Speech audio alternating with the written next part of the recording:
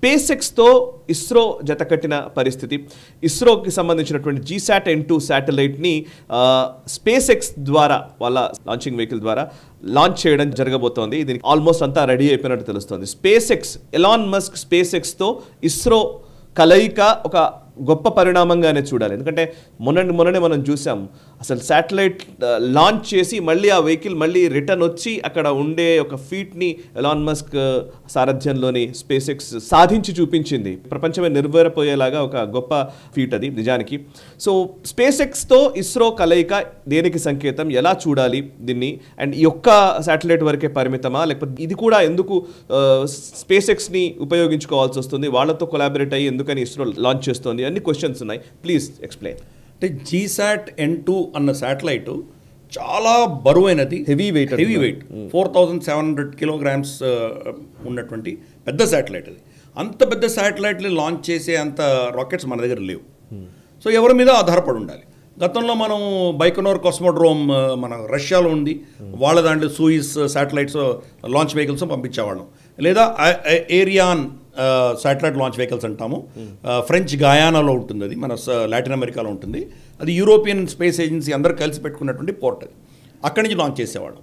కొన్ని మనం నాసాలో కూడా వాడుకున్నాం గతంలో, బట్ లార్జ్లీ సోవియట్ యూనియన్ దగ్గర వాడుకునేవాళ్ళం మనం.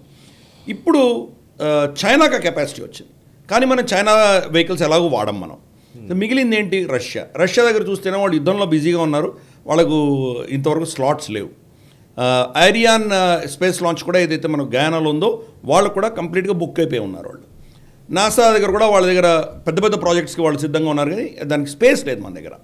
కానీ మన ఈ శాటిలైట్ ఎంతో తొందరగా అయితే తొందరగా మనం స్పేస్లో పెట్టాలి అన్నటువంటి ఒక అర్జెన్సీ మనకు ఉన్నది.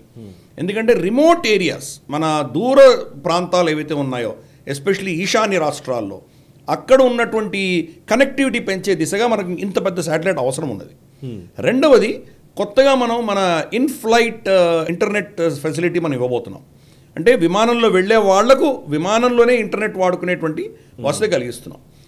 మనం చూస్తే కనుక దక్షిణాది రాష్ట్రాల నుంచి హైదరాబాద్ కావచ్చు, లేదా బెంగళూరు, చెన్నై, లేదా మనకు ట్రివాండ్రం, ఇక్కడి నుంచి ఢిల్లీకి వెళ్ళాలంటే 2.5-3 గంటల ప్రయాణం చేసి 2.5-3 గంటలు వాళ్ళు బహుశా బిజినెస్ చేసుకోవచ్చు. వాళ్ళు ఇంటర్నెట్ వాడుకొని వాళ్ళ కమ్యూనికేషన్స్ కావచ్చు, వాళ్ళ కాన్ఫరెన్స్ కాల్ కావచ్చు, లేదా వాళ్ళు ఇంకేదైనా ఇతరత్ర వాళ్ళ నెట్ చూసుకొని వాళ్ళు ఏమైనా న్యూస్ సంబంధించిన చేసుకోవచ్చు వాళ్ళు.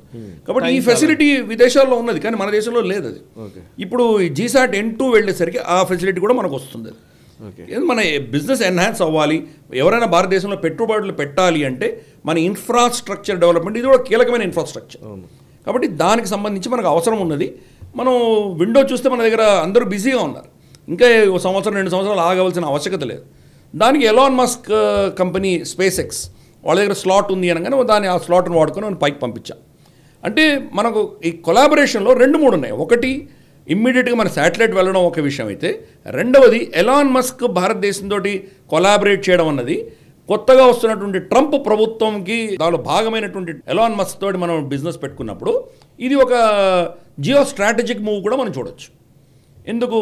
రేపటి రోజు ట్రంప్ అడ్మినిస్ట్రేషన్లో ఎలాన్ మస్క్ ఉన్నప్పుడు భారతదేశంతో ఆయనకు మైత్రి ఉంటే కనుక ఇంకొక ఫ్రంట్లో మనకు ట్రంప్ ప్రభుత్వంలో మనకు అనుకూలంగా ఉన్నటువంటి ఇంకొక వ్యక్తి మన క్యాంప్లోకి వచ్చినట్టు మనం భావించవచ్చు. అందుకని ఈ అన్ని విషయాలు చూస్తే కనుక ఇది చాలా అద్భుతమైనటువంటి పాజిటివ్ అంశం మనకు. సరే, లార్జర్ పిక్చర్ ఏంటంటే అంత బరువైనటువంటి శాటిలైట్ పంపించే కెపాసిటీ బహుశా మనం ఇస్రోలో కావచ్చు, లేదా మన ప్రైవేట్ రంగంలో కావచ్చు, మనం డెవలప్ చేయాల్సిన ఆవశ్యకత ఉన్నది. ఒక ప్రైవేట్ రంగ సంస్థ ఎలాన్ మస్క్ యొక్క SpaceX అంత కెపాసిటీని లాంచ్ చేయగలిగినప్పుడు, ఒక ఇస్రో ఇన్ని దశకాల ఉన్నటువంటి అనుభవం ఉన్నటువంటిది ఇది ఎందుకు చేయలేదు ప్రశ్న పుడుతుంది మన దగ్గర ఆబ్వియస్లీ. కాబట్టి ఆ దిశగా మనం వెళ్తాము. ఎందుకంటే మనకు టెక్నాలజీ డినాయల్, మనకు టెక్నాలజీని ఆపేశారు చాలా కాలంగా. క్రయోజెనిక్ టెక్నాలజీ మనమే డెవలప్ చేసుకున్నాం, కనీసం అంటే ఒక 10-15 సంవత్సరాలు మనం కోల్పోయాం. ఇప్పుడు దాన్ని పుంజుకునే ప్రయత్నం చేస్తున్నాం మనం. కాబట్టి రాబోయే ఇంకొక 5-6 సంవత్సరాల్లో మనకు ఆ టెక్నాలజీని మనం మాస్టర్ చేస్తాము. వచ్చే ఒక దశకంలో మనం కూడా వీళ్ళకి ధీటుగా నిలబడగలం. కానీ అంతవరకు ఏం చేయాలి? అందుకని ఇది మనం టెంపరీ గ్యాప్లో వాడుకున్నాము. ప్లస్ ఎలాన్ మస్క్ ట్రంప్కు చాలా సన్నిహితుడు కాబట్టి అది కూడా మనకి ఇంకో యాంగిల్ నుంచి కూడా స్ట్రాటజీగా చాలా లాభసాటి. ఈ వీడియో మీకు నచ్చినట్టయితే లైక్ చేయండి, 10 మందికి షేర్ చేయండి. అలాగే కామెంట్ల రూపంలో మీ అభిప్రాయాలను మాతో పంచుకోండి. Nationalist hub group of channels ను సబ్స్క్రైబ్ చేసుకుని తెలుగునాట జాతీయవాద జర్నలిజాన్ని ప్రోత్సహించండి. ఈ వీడియో కింద ఉన్న బెల్ ఐకాన్ పై క్లిక్ చేయడం మర్చిపోవద్దు.